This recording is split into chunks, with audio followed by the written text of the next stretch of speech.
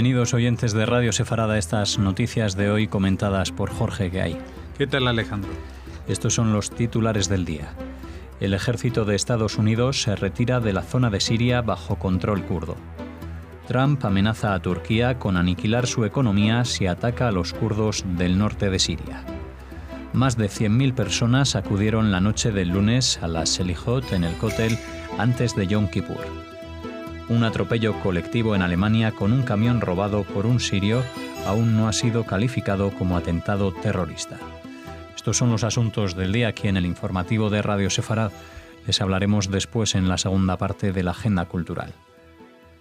La decisión del presidente de Estados Unidos, Donald Trump, de retirar las fuerzas norteamericanas del noreste de Siria preocupa a los líderes israelíes, tanto en el ámbito político como en el militar. Hay quienes lo interpretan como una advertencia sobre cómo puede evolucionar la cuestión iraní tras la pasividad bélica estadounidense, tras el derribo de un dron estadounidense en el estrecho de Hormuz y el ataque iraní contra las instalaciones petroleras de su aliado Arabia Saudita. Algún experto tildó de abandono a los kurdos a las manos del ejército turco, lo que se interpreta como una traición. Bueno, la verdad que esto ha dejado con un palmo de narices a mucha gente, aunque también hay que decirlo que ya lo había anunciado hace tiempo, que iba a retirar las fuerzas, pero como las dejó después del anuncio durante un tiempo, pues la gente se pensaba que era otra de estas cosas que dice Trump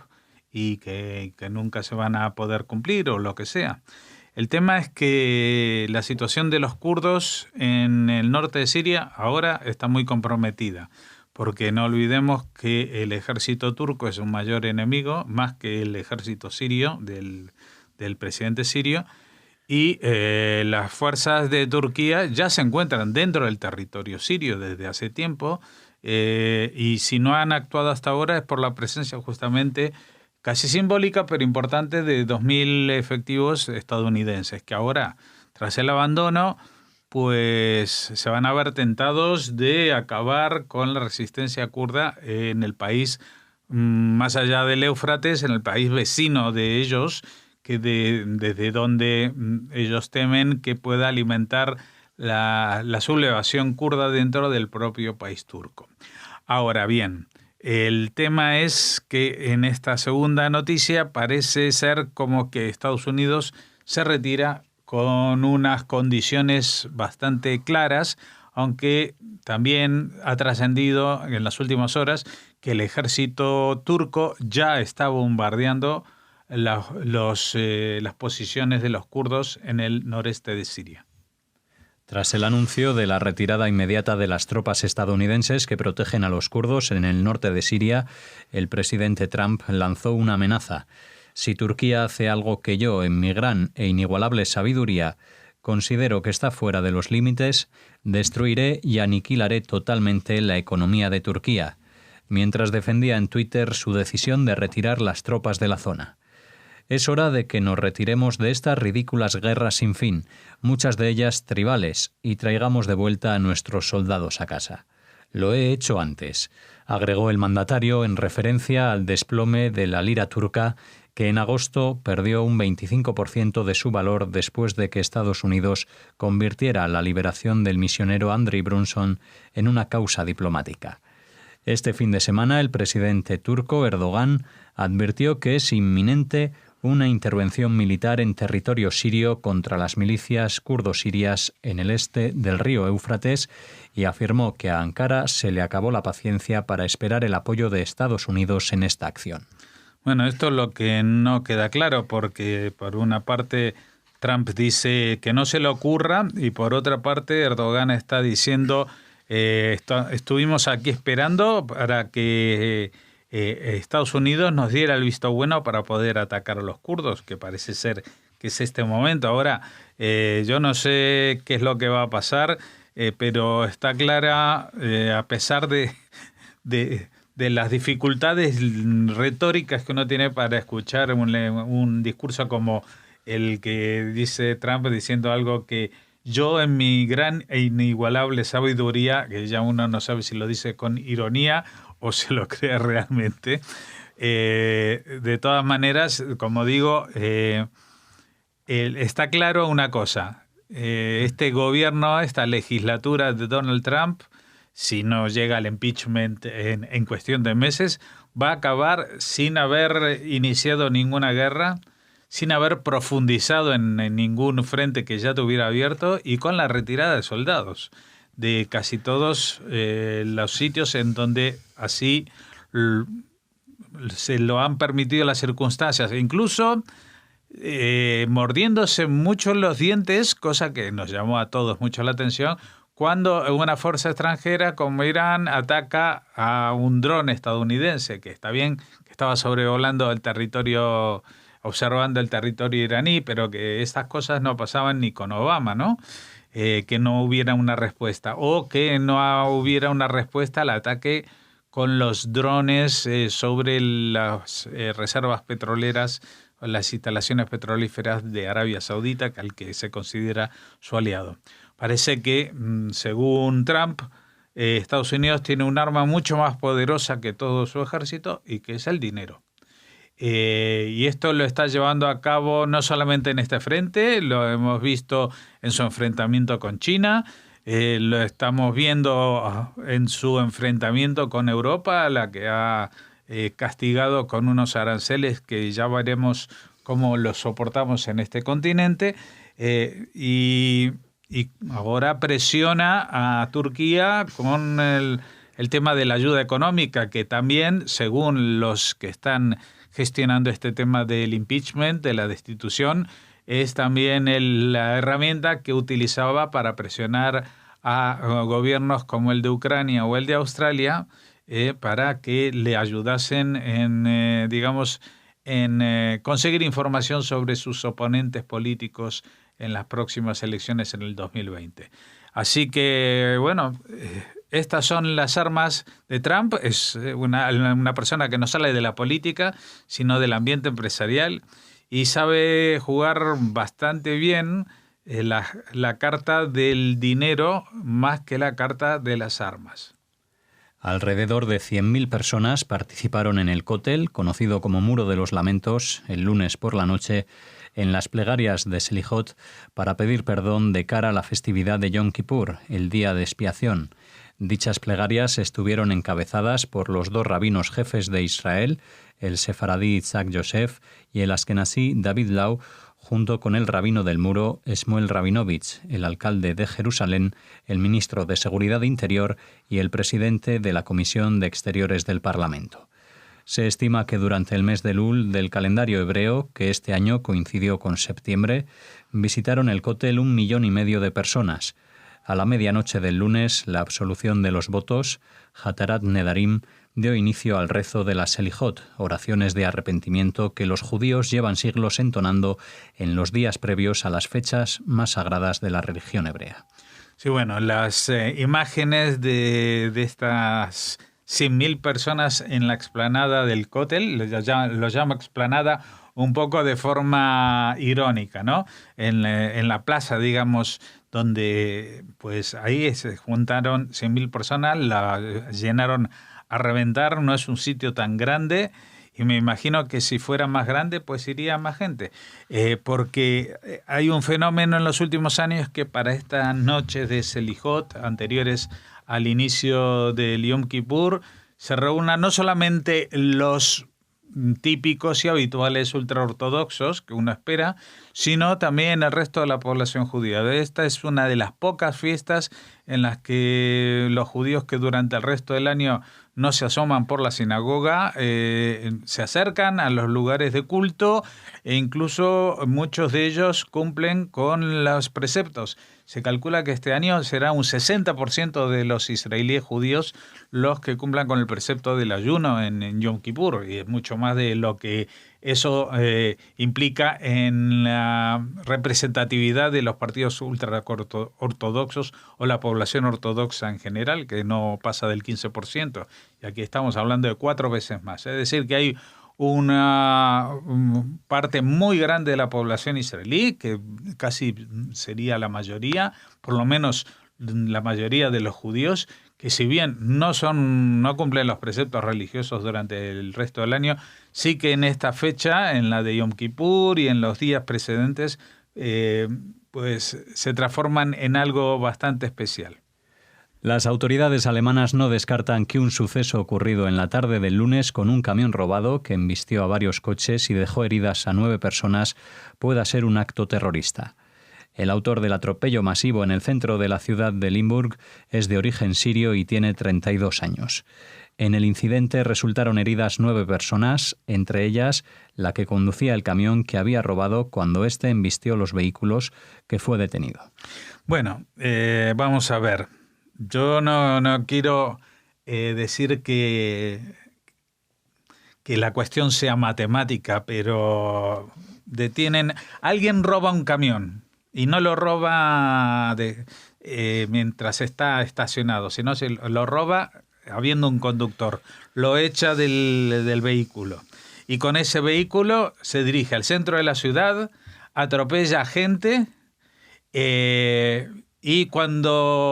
resulta herido él mismo, y por eso solamente hay heridos y no muertos. La gente lo va a ayudar porque no saben si atropelló porque quiso o no. Pero mientras lo van bajando del camión, va diciendo Allahu Akbar, es sirio, robó el camión y se dirigió a esa zona de concentración de personas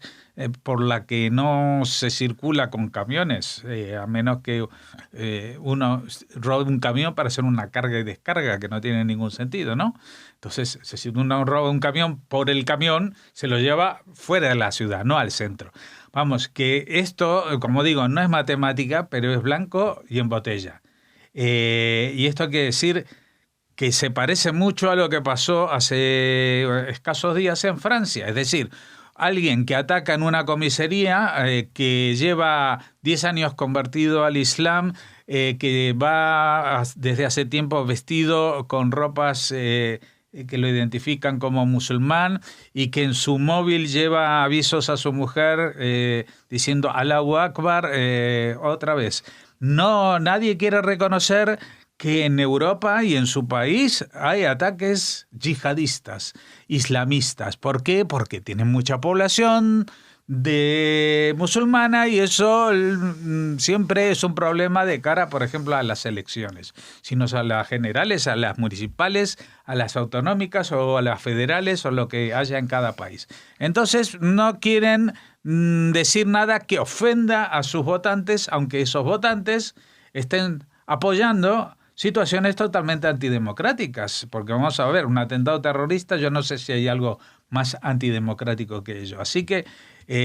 como decíamos ayer mismo, cuando hablábamos del tema de Francia, Francia tiene un problema enorme, a pesar de que van cambiando los primeros ministros, están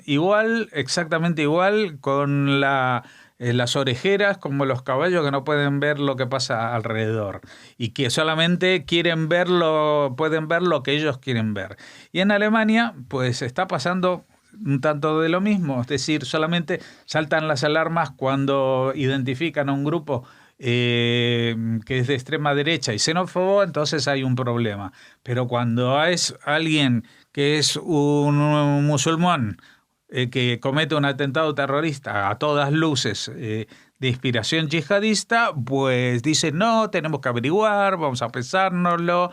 vamos a averiguar, no sea cosa. Bueno, pues nada. Aquí estamos con el tema de la famosa, el famoso adjetivo que domina todo en la sociedad actual, que es el presunto. Este es un presunto terrorista, presunto autor, presunto musulmán, presunta persona, presunto esto y presunto lo otro. Pues está muy bien que se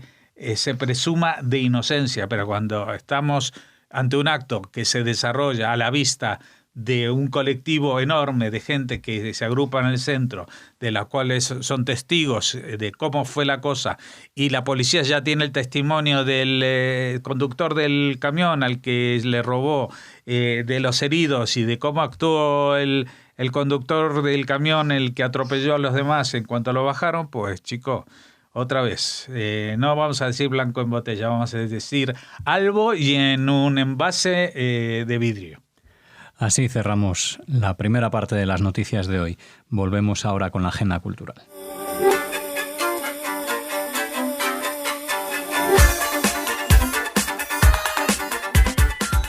Bueno, y hoy como estamos ya en vísperas de Yom Kippur, pues tenemos noticias culturales. La primera de ellas a mí me gusta mucho. Cerca de una carretera en el norte de Israel, cerca de Hedera y no lejos de Haifa, hay una extensión de restos arqueológicos que en la Edad del Bronce formaron una megalópolis donde vivían 6.000 habitantes, una urbe destapada tras más de 2 años y medio de excavación y que es la más grande de la época descubierta hasta ahora en la región. La existencia del yacimiento era conocida por los arqueólogos desde hace tiempo, pero no fueron conscientes de su importancia hasta que comenzaron sus trabajos en el lugar. La ciudad, de unas 65 hectáreas de dimensión, se desarrolló según un funcionamiento administrativo y una planificación urbanística impresionante. Estaba rodeada de una fortificación amurallada y contaba con calles y avenidas trazadas de manera organizada. En ellas se han encontrado herramientas procedentes de Egipto. Sus residentes, que vivían principalmente de la agricultura, se dedicaban también al comercio con distintas regiones, culturas y reinos de la época, lo que es indicativo de su desarrollo dinámico. Además, los arqueólogos descubrieron otro asentamiento del periodo calcolítico de 7.000 años de antigüedad bajo los fundamentos de la vasta ciudad, lo que evidencia que la zona, donde había 2 abundantes manantiales de agua, estuvo habitada desde tiempos remotos.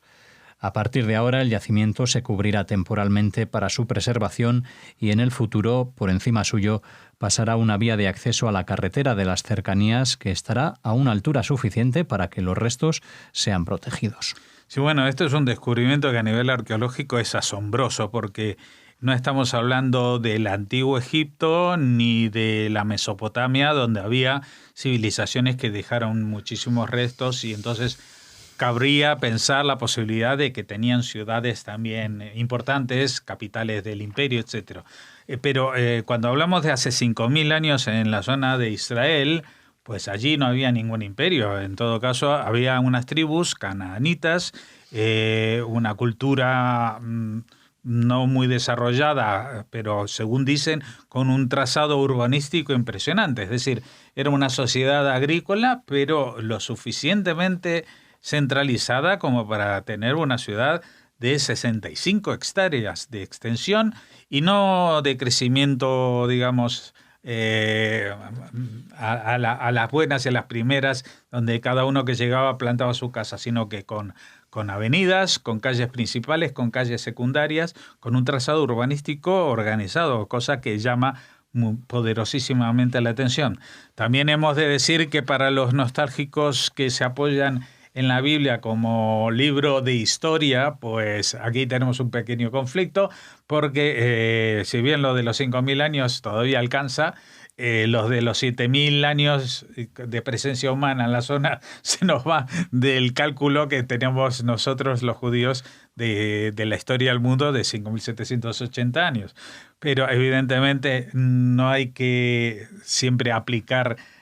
los números de la Biblia tal cual son, sino algunas veces de forma metafórica. Bueno, lo que la ciencia sí ha demostrado es que esta zona, lo que se denomina desde hace mucho tiempo el creciente fértil, que es como una especie de arco que cubre de la Mesopotamia babilónica a Egipto, pasaba también por el territorio de Israel y allí se desarrolló en tiempos muy antiguos una agricultura muy poderosa. Se ve que el clima y el suelo no eran como lo son actualmente o como lo eran hace 100 años antes de la llegada de los pioneros sionistas que reverdecieron ese desierto, como estaba después de 2.000 años de abandono,